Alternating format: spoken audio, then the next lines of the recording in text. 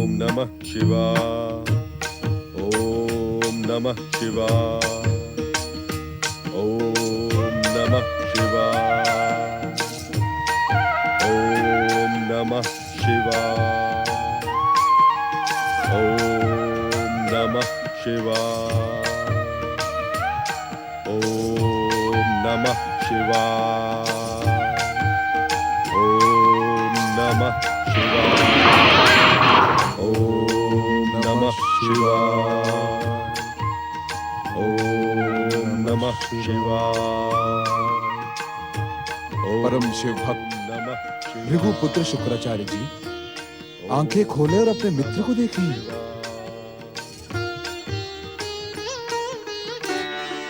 ओम नमः शिवाय। ओम नमः शिवाय। सूर्यपुत्र शनिदेव, आपके भीतर यह महान परिवर्तन देखकर हम स्तब्ध हैं। पिछली बार भी आप ओम नमः शिवाय में मेरा साथ देकर बिना बताए चले गए थे। बताएंगे तो ये महान परिवर्तन आप में कैसे आया? ओम नमः शिवाय। ओम नमः शिवाय। दैत्य गुरु शुक्राचार्य जी, जिस प्रकार आपके महान पिता ने आपको प्रेरित कर आपकी तामसिक वृत्तियों का सर्वनाश किया, उसी प्रकार मुझे मेरे पिता की कृपा और भाइयों के उपहार ने तामसिकता का त्याग करने के लिए विवश कर दिया। अर्थात ओम नमः शिवाय। मित्र शुक्राचार्य जी, आपने सदा ही मेरा तामसी और विनाशकारी रूप देखा। इसी कारण आप उसे ही मेरा मूल स्वरूप समझने लगे। किंतु जिसे मानव मात्र के भाग्य का निर्धारण करना हो, उसके भीतर प्रेम, अहिंसा और मित्र भाव का होना परमावश्यक है। सत्य है, सत्य है भाग्य विधाता, सत्य है। किंतु प्रेम भाव, अहिंसावाद और मित्रता का भाव, इन सब की भावना आपके भीतर उजागर कैसे हुई? बताएं शनिदेव। शुक्राचार्य जी, संसार को प्रकाशित करने वाले मेरे पिता सूर्यदेव ने देवर्षि नारद के संकेत तथा परम पिता ब्रह्मा जी के परामर्श पर द्वितीय वर द्वारा श्री विष्णु को प्रसन्न किया। विष्णु जी ने प्रसन्नता के फलस्वरूप मेरे पिता सूर्यदेव को अमृत कलश से युक्त 2 पुत्रों का वरदान दिया। मेरे पिता के आदेश पर ये दोनों अश्विनी कुमार मेरे समीप आए। मध्यम भ्राता शनिदेव, अपने दोनों छोटे भाइयों का प्रणाम स्वीकार करें। मध्यम भ्राता शनिदेव, आपके हृदय में हमारे महान पिता के प्रति जो बैर भाव है, उसका त्याग करें। भ्राताश्री, हम आपके सम्मुख यही प्रार्थना लेकर प्रकट हुए हैं। हम आपको यह अमृत कलश भेंट करने के लिए ही प्रकट हुए हैं। इसे ग्रहण करें भ्राताश्री, इससे आपके तन, मन और आत्मा को शांति मिलेगी।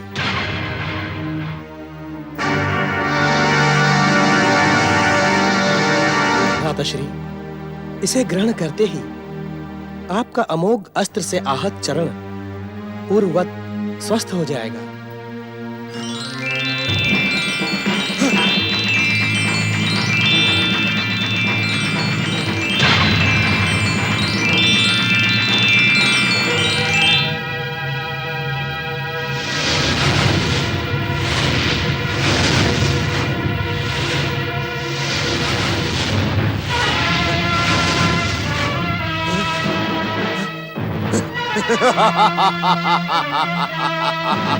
मध्यम भ्राताश्री, आपने हमारी प्रार्थना सुनी, इस कारण हम आपके आभारी हैं। आपकी जय हो। हर हर महादेव, हर हर महादेव, जय शिव शंकर। शनिदेव, आप धन्य हैं। शुक्राचार्य जी, वास्तव में आपकी शिव भक्ति तथा ध्रुव की विष्णु भक्ति से हमारे मन में द्वेष, हिंसा और विनाश के स्थान पर प्रेम, अहिंसा और सहयोग के भाव जागृत हुए हैं। हमने निश्चय किया है शुक्राचार्य जी कि अब हम विनाश और विध्वंस का नहीं, अपितु अपने आराध्यों के मध्य वरदान और कल्याण का मार्ग अपनाएंगे। हाँ शुक्राचार्य जी। सावधान शनिदेव, सावधान दैत्य गुरु शुक्राचार्य। छलिया देवताओं ने विनाशक शक्तियों के संगठन के विरुद्ध षड्यंत्र का भयानक कुचक्र किया है। सावधान, सावधान। दैत्य सेनापति राहु, तुम किस कुचक्र की ओर संकेत कर रहे हो? आज तो प्रसन्नता का अवसर है, जब विध्वंसक शक्तियों के अधिष्ठाता शनिदेव को अमृत पान के कारण अमरता प्राप्त हुई तथा अमोघ के प्रहार से आहत शनिदेव का चरण पूर्ण स्वस्थ हुआ है।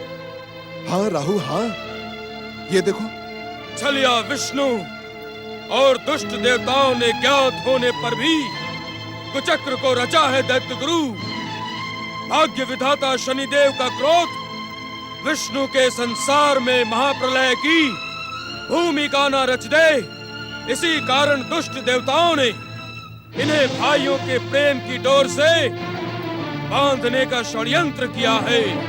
राहु, तुम्हारे स्वार्थी स्वभाव से हम और संसार भली भांति परिचित हैं, किंतु अब तुम्हारा स्वार्थ चरम सीमा पर पहुंच गया है। तुम्हारे स्वार्थ के कारण तुम्हारे भीतर का विवेक नष्ट हो गया है। तुम किसी के कल्याण और सफलता को अपने स्वार्थ के कारण देख ही नहीं सकते। मेरे बार बार समझाने और सावधान करने के पश्चात भी छलिया विष्णु और दुष्ट देवताओं के षड्यंत्र के चक्कर में आ गए भाग्य विधाता। और अब दैत्य गुरु शुक्राचार्य को भी आपने उनके कर्तव्यों से विमुख कर दिया। दैत्य सेनापति राहु, मुझे मेरा कर्तव्य भली भांति ज्ञात है। दैत्य गुरु, यदि आपको अपने कर्तव्यों का ज्ञान होता तो इस प्रकार दैत्य शत्रु विष्णु की कृपा पर प्रसन्न ना हो रहे होते। राहु, अपने स्वार्थ पर नियंत्रण रखो, अन्यथा यह स्वार्थ तुम्हारा सर्वनाश कर देगा। दैत्य गुरु शुक्राचार्य, दैत्य सेनापति राहु का जितना सर्वनाश होना था वो समुद्र मंथन के पश्चात ही हो गया। अब तो राहु स्वयं ही विष्णु के संसार में सर्वनाश का प्रतीक बन गया है। आप दोनों की शक्तियों के कारण राहु को गर्व था, किंतु यदि आप दोनों भीरुओं की भांति इस संसार को शिव भक्ति और विष्णु भक्ति का संदेश देने में लीन हो जाओगे, तब भी राहु विष्णु के इस संसार में सर्वनाश का बिगुल बजाता रहेगा। दैत्य सेनापति राहु, क्या तुम्हें दैत्यों के आराध्य भगवान शिव के आदेश का स्मरण नहीं, जो उन्होंने दैत्य गुरु शुक्राचार्य को दिया था? मुझे विष्णु के इस संसार में सर्वनाश के अतिरिक्त कुछ भी स्मरण नहीं है। भाग्य विधाता, कहें किस आदेश का स्मरण करवा रहे हैं आप? दैत्य सेनापति राहु, भोलेनाथ ने कहा था कि ये सतयुग का भक्तिमय युग है, उसमें प्रयास करने पर भी विध्वंसक शक्तियों को पराजय के अतिरिक्त और कुछ प्राप्त नहीं होगा। जब विध्वंसक शक्तियों के उत्कर्ष का समय आएगा, तब देव आदिदेव महादेव स्वयं ही हमें प्रेरित करेंगे।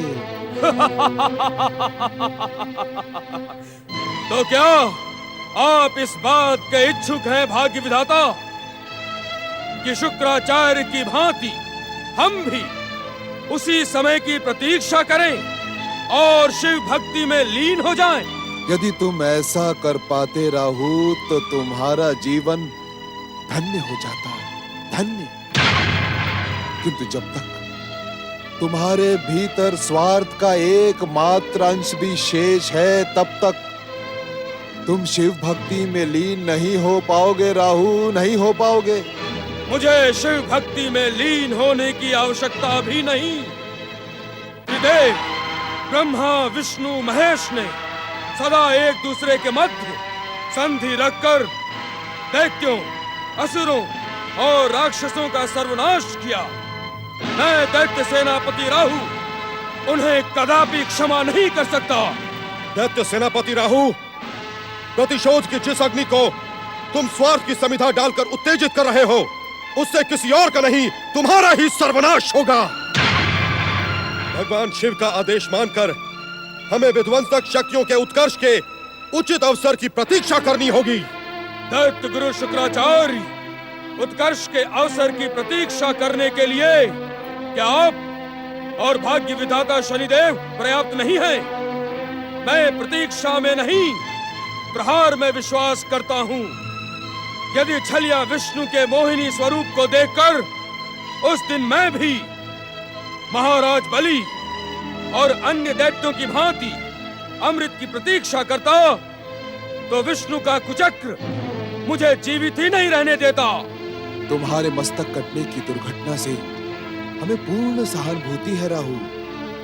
हम समस्त विध्वंसक शक्तियां उस समय तुम्हारे लिए गए निर्णय और चतुराई की सदा ही प्रशंसा करते हैं, किंतु देवादिदेव महादेव शिव शंकर दैत्य, असुर और राक्षस जाति पर सदा ही कृपालु रहे हैं।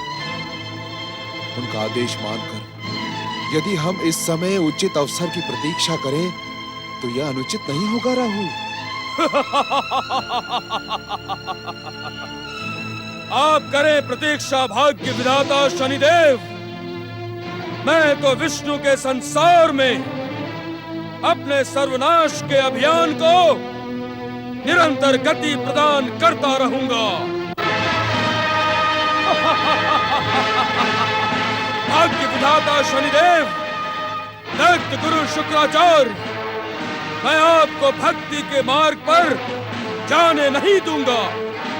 मैं अपनी विध्वंसक, तामसिक और स्वार्थी शक्ति से आपके सात्विक मार्ग में भयानक बाधाएं उत्पन्न कर दूंगा।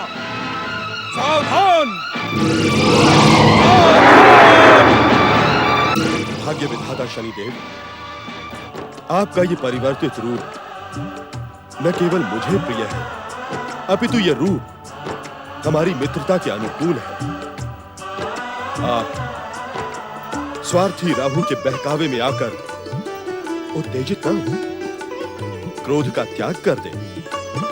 ये क्रोध वास्तव में विनाश, सर्वनाश, द्वेष और प्रतिशोध का सूत्रधार बनता है। ओम नमः शिवाय, ओम नमः शिवाय, ओम नमः शिवाय, ओम नमः शिवाय। ओम नमो भगवते वासुदेवाय। ओम नमो भगवते वासुदेवाय। ओम नमो भगवते वासुदेवाय। ओम नमो भगवते वासुदेवाय। ओम नमो भगवते वासुदेवाय। ओम नमो भगवते वासुदेवाय। ओम नमो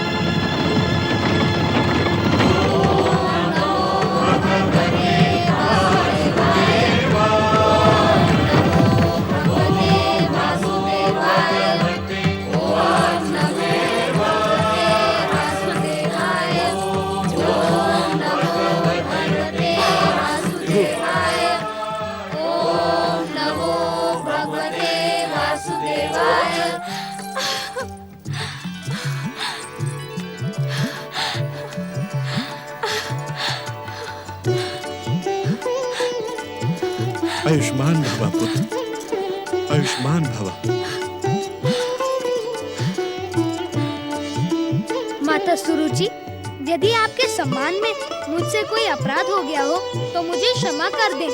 मुझ पर और अधिक पाप न चढ़ाए भक्त शिरोमणि। मेरे अपराधों को अपनी विशाल हृदय माता की भांति क्षमा कर दे। हे कंपिला के महान प्रजावासियों, मेरी दुष्टता को क्षमा करें। नहीं माता सुरुचि, नहीं, आपने कोई अपराध नहीं किया है। हम, आप सब तो निमित्त मात्र हैं। कर्ता तो वे हैं जिन्होंने अपनी कृपा से इस पृथ्वी लोक को धन्य कर दिया है। जगदीश्वर भगवान श्री हरि विष्णु की जय। भक्त वत्सल भगवान श्री हरि विष्णु की जय। पुत्र, पुत्र,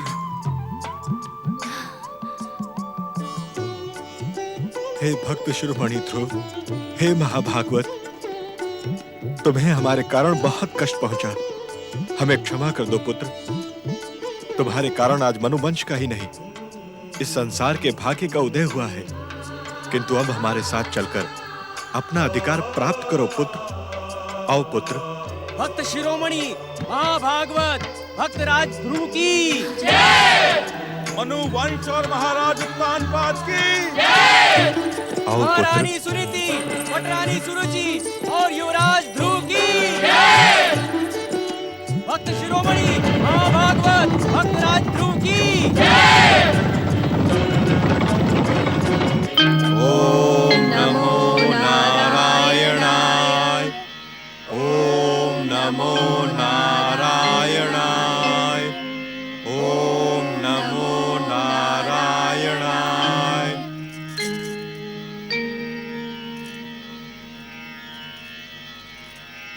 हे मनुकुल के आराध्य जगदीश्वर भगवान श्री विष्णु, आपकी परम कृपा के कारण मेरे परिवार पर आया भयानक संकट न केवल टल गया, अपितु हमारे पुत्र ध्रुव को अपनी अमोघ भक्ति प्रदान करके आपने न केवल हमारे कुल को अपितु इस पृथ्वी लोक को भी धन्य कर दिया।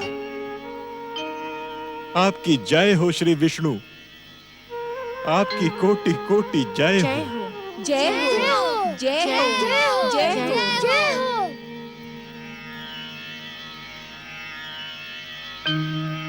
ओम नमो नारायणाय। भक्तराज ध्रुव की जय हो।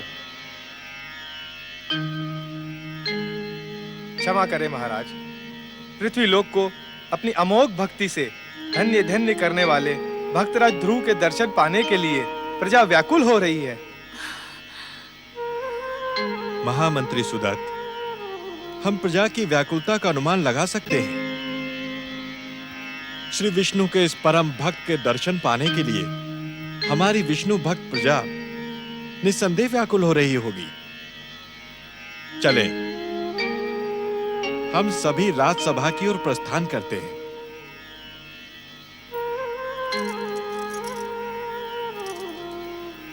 आइए।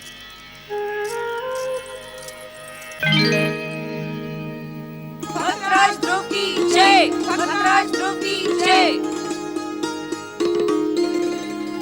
भक्तराज ध्रुव की जय। भक्तराज ध्रुव की जय। भक्तराज ध्रुव की जय। भक्तराज ध्रुव की जय।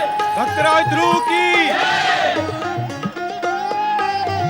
पुत्र ध्रुव, तुम्हारी भक्ति के कारण मनुकुल का गौरव संसार में अनंत काल तक स्थापित रहेगा। कंपिला के राज सिंहासन पर विराज कर हम सभी को धन्य करो भक्त शिरोमणि। इस सिंहासन पर आप विराजे पिताश्री। मैं तो स्नेह पूर्वक आपकी गोद में बैठने का अधिकारी हूँ। आओ पुत्र। क्षमा करें पिताश्री, आपकी गोद में बैठने का जितना अधिकार मेरा है उतना ही भ्राता उत्तम का भी है। उन्हें भी मेरे साथ अपनी गोद में बिठाइए। अवश्य पुत्र, आओ। आइए, आप भी आइए। कंपिला सम्राट विष्णु भक्त महाराज उत्तानपाद की जय। वरदानी राजकुमार ध्रुव और युवराज उत्तम की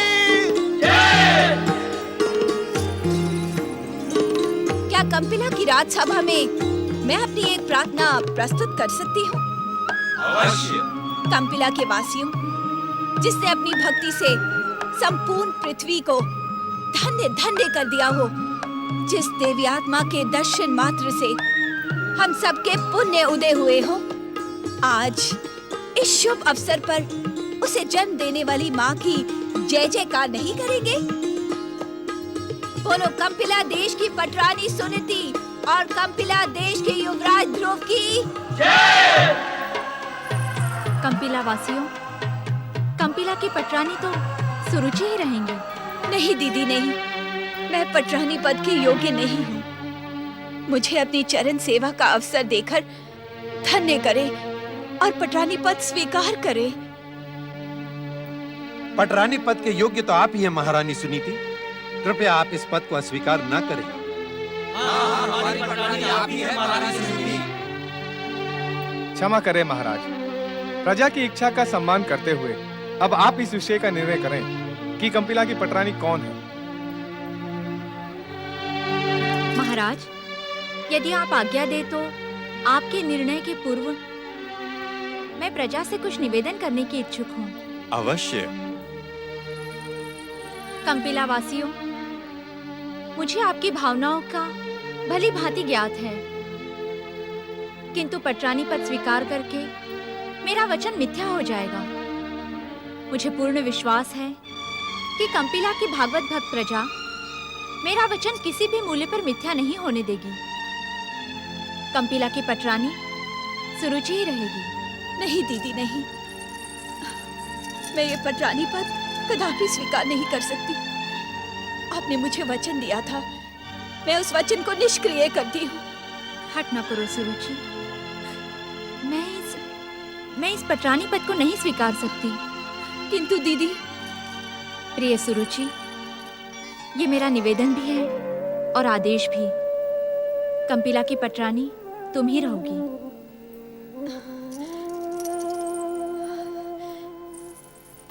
क्षमा करें महाराज, क्या ये संभव नहीं कि पटरानी मेरे साथ ही साथ दीदी सुनीति भी हो? इस संसार में परम विष्णु भक्तों के लिए कुछ भी असंभव नहीं है। संभवतः इस समय तुम्हारे मन में जो विचार जन्मा है वो हमारे आराध्य श्री विष्णु की प्रेरणा से ही जन्मा हो। हम तुम्हारे विचार का स्वागत करते हुए ये घोषणा करते हैं कि आज से कंपिला की एक नहीं 2 पटरानियां होंगी।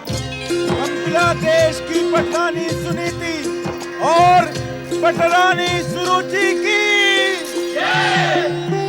महाराज, दीदी सुनीति के आदेश के कारण मुझे पटरानी पद स्वीकार करना पड़ा, किंतु अब आप भक्तराज ध्रुव को अपना युवराज घोषित करें। आयु में उत्तम से बड़े होने के कारण भक्तराज ध्रुव युवराज पद के सच्चे अधिकारी हैं। क्षमा करें पिताश्री, जिस प्रकार कंपिला की 2 पटरानियां हैं, क्या उसी प्रकार 2 युवराज नहीं हो सकते? आप घोषणा करें पिताश्री कि हम दोनों ही आपके युवराज और उत्तराधिकारी हैं। तुम धन्य हो ध्रुव। कंपिला का युवराज उत्तम ही रहेगा, किंतु क्या महाराज?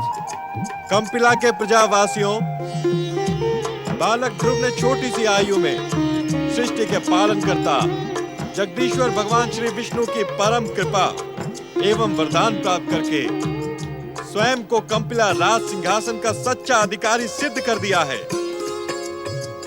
इस कारण हम ये घोषणा करते हैं कि कंपिला का राज सिंहासन ध्रुव को प्रदान कर हम अब वानप्रस्थ आश्रम स्वीकार करेंगे। नहीं पिताश्री नहीं, ऐसा कठोर निर्णय ना ले। मैं तो अभी अबोध बालक हूँ। राजनीति और शासन का तो मुझे ज्ञान भी नहीं है। पिताश्री, मेरा निवेदन मानकर आप अपनी घोषणा लौटा लें तथा मुझ पर अपनी छत्र छाया तब तक बनी रहने दें जब तक मैं वयस्क नहीं हो जाऊं। यदि आपने इस समय वानप्रस्थ ग्रहण करने का निर्णय किया तो मैं एक बार पुनः अपने पिता की छत्र छाया से वंचित हो जाऊंगा। आप ये निर्णय लौटा लें पिताश्री। क्षमा करें महाराज, युवराज ध्रुव का प्रस्ताव न्याय संगत है।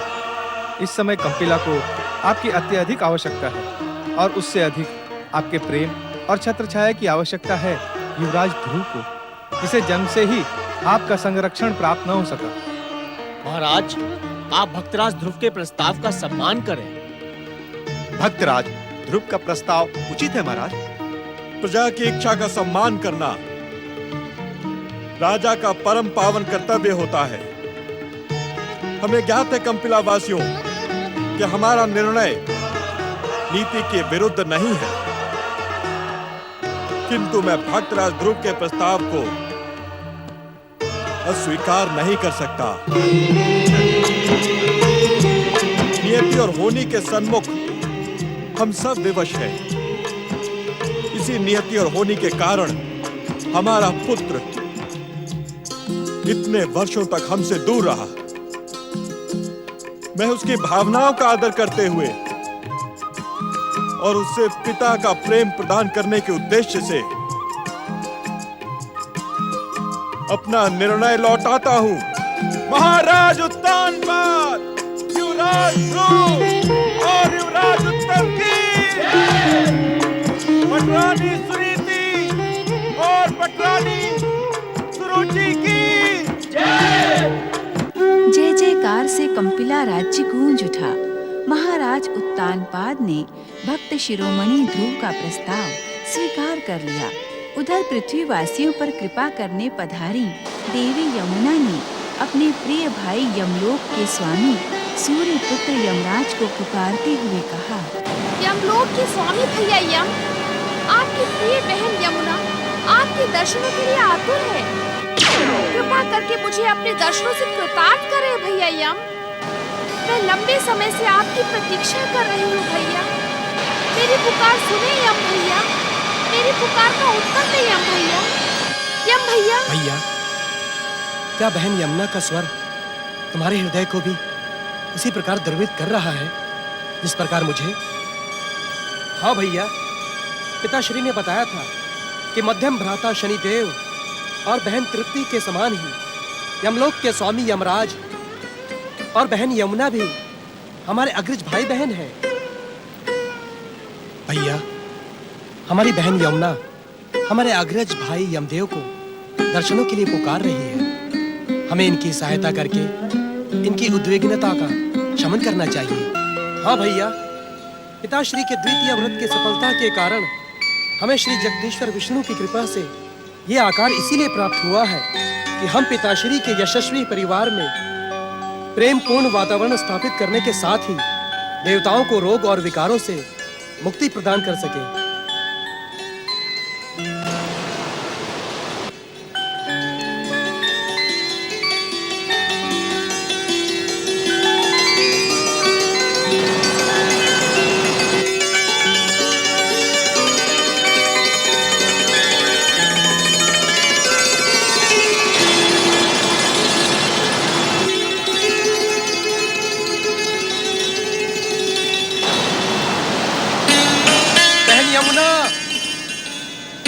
हम आपके अनुज दोनों अश्वनी कुमार आपकी करुण पुकार से द्रवित हैं। कृपा करके हमें अपने दर्शन दे। बहन यमुना, हम आपकी सहायता के उद्देश्य के लिए ही यहाँ प्रकट हुए हैं। हमें अपने दिव्य दर्शन प्रदान करें बहन यमुना।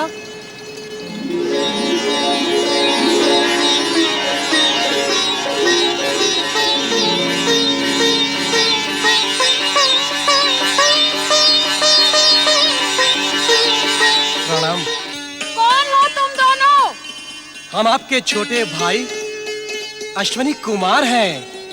अश्वनी कुमार, मेरे छोटे भाई?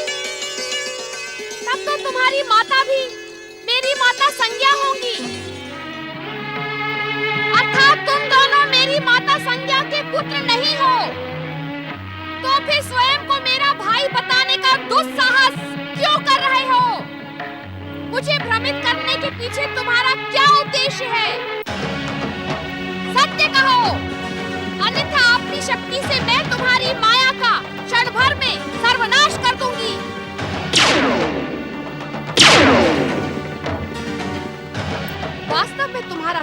प्रशंसनीय है। क्या तुम दोनों को अपने सर्वनाश का तनिक भी भय नहीं है? अपना वास्तविक परिचय दो, अन्यथा मेरा क्रोध तुम्हारा सर्वनाश करने में विलंब नहीं करेगा।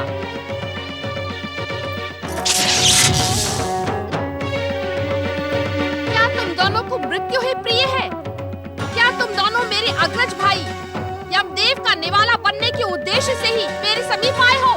क्षमा करे बहन यमुना, यदि निर्धारित कर्तव्य के मार्ग पर हमें आपके प्रहार से मृत्यु भी प्राप्त होती है तो वो भी हमारा सौभाग्य होगा। किस कर्तव्य की दुहाई दे रहे हो तुम? जगदीश्वर भगवान विष्णु की कृपा से आप स्वयं दिव्य शक्ति संपन्न हैं। इच्छा मात्र से आप हमारे कर्तव्यों का परिचय प्राप्त कर सकती हैं। अवश्य, किंतु क्रोधवश इस समय मैं तुम्हारा परिचय तुम्ही से ज्ञात करने की इच्छुक हूँ। इस सत्य को मैं अस्वीकार नहीं कर सकती कि तुम पर अस्त्र उठाने के पश्चात भी मेरे मन में तुम्हारे लिए प्रेम और करुणा का उदय हो रहा है। ऐसा प्रतीत होता है जैसे तुम दोनों हमारे निकट संबंधी हो। इसलिए शीघ्र अपना परिचय दो। बहन यमुना, हरि कृपा से हमारे महान पिताश्री इस संपूर्ण संसार को अपने सात्विक तेज से प्रकाशित करते हैं, किंतु नियतिवश इस संपूर्ण संसार को प्रकाशित करने वाला हमारे कुल अपने ही भीतर के द्वेष, प्रतिशोध, स्वार्थ और ईर्ष्या के महाअंधकार में डूबा रहा। जगदीश्वर भगवान श्री हरि के अंशावतार हमारे महान पिताश्री गृहपति सूर्य देव अपने परिवार के इस निवेदन से खिन्न और दुखी थे।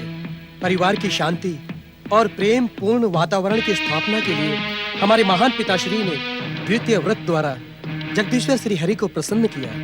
श्री हरि की प्रसन्नता के कारण ही पिताश्री की दोनों भुजाओं से हम दोनों भाइयों ने आकार प्राप्त किया। बहन यमुना, ये तो परम सत्य है कि हम दोनों ने किसी माता के उदर से नहीं, पिताश्री की तप शक्ति और श्री हरि कृपा से जन्म लिया है। किंतु हम दोनों आप अग्रज भाई बहनों के स्नेह के पात्र अवश्य हैं। पिताश्री की आज्ञा पर हम दोनों ने पिताश्री के घोर शत्रु बन चुके शनिदेव की शत्रुता का अंत करने का प्रयास किया।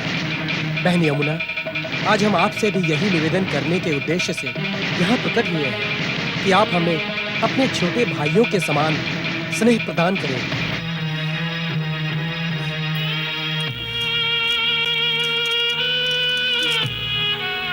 अश्विनी कुमारों, तुमने अपना परम पावन परिचय देने में इतना विलंब क्यों किया?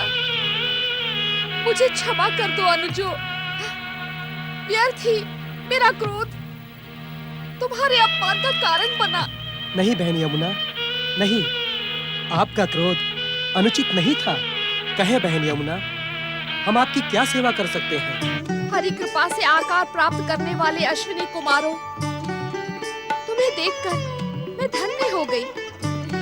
यदि सत्य ही तुम दोनों मेरी सहायता करने के इच्छुक हो तो मैं अपना निवेदन प्रस्तुत करूं। निवेदन नहीं बहना, आदेश। छोटे भाइयों के लिए बड़ी बहन का कथन भी आदेश के समान ही होता है। कहे बहन यमुना, हमारे लिए क्या आज्ञा है? मैं यम भैया से मिलने की आतुर हूँ। क्या तुम दोनों अपने सद प्रयासों से मुझे यम भैया से मिलवा सकते हो? अवश्य। हम जगदीश्वर भगवान विष्णु के वरदान स्वरूप दिव्य रूप में प्रकट हुए हैं। हम इच्छा मात्र पर तीनों लोकों में कहीं भी जाने के लिए स्वतंत्र हैं। हम आपका ये संदेश ज्येष्ठ भ्राता यमदेव तक अवश्य पहुंचाएंगे। प्रणाम। सूर्यपुत्र महाराज यमराज जी की जय हो, जय हो। सूर्यपुत्र महाराज यमराज जी की जय हो, जय हो।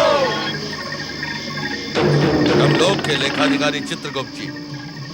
आज्ञा महाराज।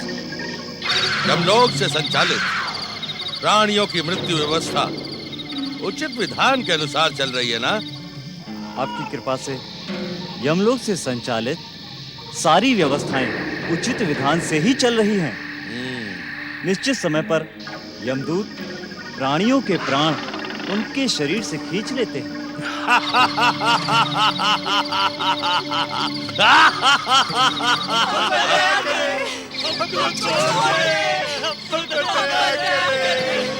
हमें हमारे प्रियजनों के पास जाने दें। हमारे दया की पुकार करती हुई मृत प्राणियों की आत्माओं को हमारे सामने उपस्थित किया जाए। जो आज्ञा महाराज। यमदूतों, आज लाए गए मृत प्राणियों की आत्माओं को महाराज के सामने प्रकट करो।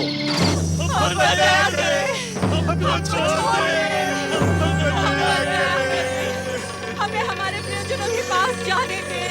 हमारे प्राणों को पूरे मृत शरीर में डालो। शांत रहो मूर्खों। क्या तुम संसार के काल चक्र और यम नियमों से परिचित नहीं हो? मूढ़ बुद्धि मृत आत्माओं, जब एक बार प्राण शरीर से निकल जाते हैं और प्राणी अपनी आयु पूरी कर लेता है, वो लौट कर कदापि नहीं जा सकता। आपकी दया से असंभव भी संभव हो सकता है। असंभव को संभव करे, हम पर दया करे। मूर्ख, क्या आज तक तुमने किसी मृत प्राणी को पुनः जीवित होते हुए देखा है? आपकी कृपा से हमें पुनर्जीवित देखकर ये संसार युगों युगों तक आपकी महानता का गुणगान करेगा। हम पर दया करें। प्राणी लोक में जन्म लेते ही मृत्यु की यात्रा आरंभ हो जाती है। प्राणी पल प्रति पल मृत्यु की ओर बढ़ता है। जिस दिन उसकी आयु पूर्ण हो जाती है, हमारे यमदूत उसके प्राणों को खींचकर यमलोक ले आते हैं। यदि जीवन यात्रा में उसने सत्कर्म किए हैं तो उसे नियंता की कृपा प्राप्त होगी और दुष्कर्मी को यमदूत आहत करेंगे। देव, हमने अनेकों सत्कर्म किए हैं। हमारे नगरवासी हमें सत्कर्मी ही कहकर पुकारा करते थे। तुम्हारे सत्कर्मों का निर्णय यमलोक का लेखा जोखा नियंत्रण करने वाले चित्रगुप्त जी करेंगे। चित्रगुप्त जी, आज्ञा महाराज। इन मृत आत्माओं के पूर्व जन्मों के कर्मों का लेखा देखकर बताएं। इन्हें दंड प्राप्त होगा अथवा पुरस्कार से सम्मानित होंगे। इनके पाप और पुण्यों का फल प्रदान करें। जो आज्ञा महाराज।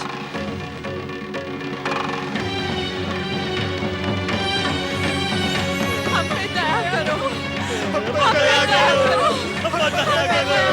देखते क्या हो यमदूतों, घोड़े लगाकर इन मूर्खों को शांत करो।